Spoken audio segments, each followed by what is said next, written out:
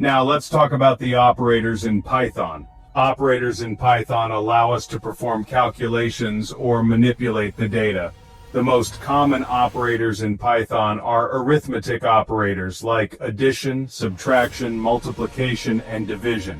Here is an example code: x equals 10, y equals 5, print round bracket x plus y closing round bracket, print round bracket x minus y closing round bracket, print round bracket x multiplied by y closing round bracket, print round bracket x divided by y closing round bracket.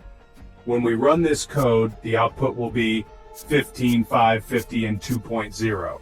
Here, x is assigned the value 10, and y is assigned the value 5. The first operation is addition, x plus y, which results in 15. The second is subtraction, x minus y, which results in 5. Next is multiplication, x multiplied by y, which results in 50. Finally, we have division, x divided by y. In Python, division always results in a floating point number, so 10 divided by 5 gives us 2.0 instead of 2. Subscribe for more tutorials, and leave your questions in the comments below.